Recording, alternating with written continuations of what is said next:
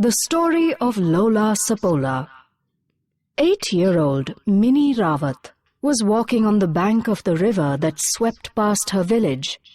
To her amazement, she found, washed up on a rock, a large, very wet and battered cloth doll. Now, Minnie was a lively girl who loved making things, so she picked up the soggy doll and went straight home. "Look what I found," Minnie told her mother, holding up the wet doll. "I'm going to make her a doll again." "First, keep her in the sun to dry," said her mother. It was a hot day. By evening, the doll was dry. "Good," said Minnie. She took the doll into her home. Quickly, she cut pieces of red cloth into strips. "This is your headscarf," she told the doll. Then she wound the strips around the doll's head and tied a bow. "Now you don't need any hair," she said gently. Then Minnie followed her mother everywhere till she got a piece of white cloth from her. All evening she cut and stitched the cloth. When her work was done, she told the doll, "Try this kurta and pajama on." She peeled off the rags that were the doll's pink dress and slipped on the kurta pajama.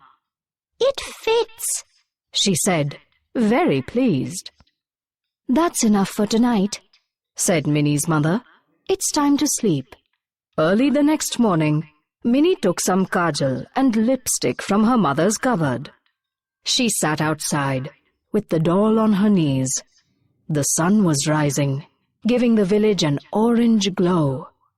Carefully, Minnie dipped a thin stick in the kajal and gave the doll large, dark eyes. Then, with the lipstick, she made the doll's mouth like a long bow. It was amazing.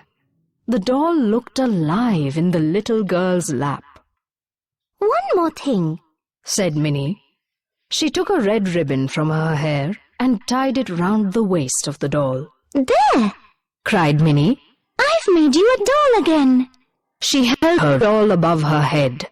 With her red headscarf, dark eyes, and white kurta pajama, the doll looked very different now.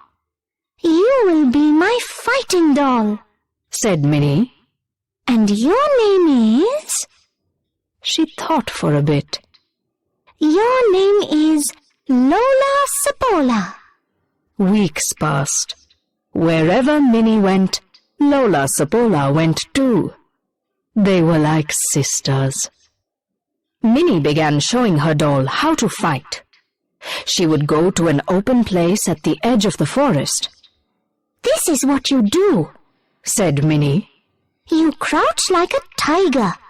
Then you swing around, jump in the air, and shout, 'Aye!'" Lola Sapola sat against a tree and watched with her dark eyes. One evening, Minnie decided that Lola Sapola would practice with her. So she tied the big doll in front of her with a rope. "Crouch, swing, jump, shout, 'Aye!'" she instructed. It was getting dark. On the edge of the forest, a wicked old wolf was watching Minnie. He used to slip into the village at night and pounce on small animals.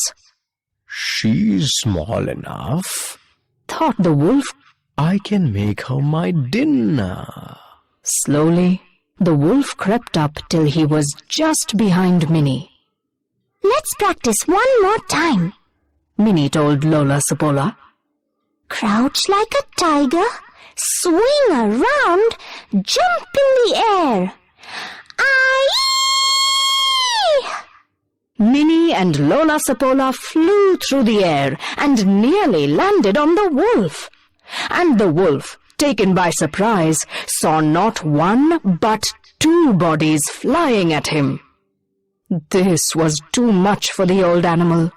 He turned and ran and never stopped till he was deep in the forest. The village people came running to help Minnie.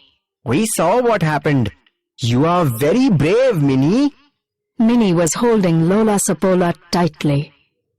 She saved me, she said. And from that day, the village people made a rule. When children walked near the forest, Lola Sapola went with them.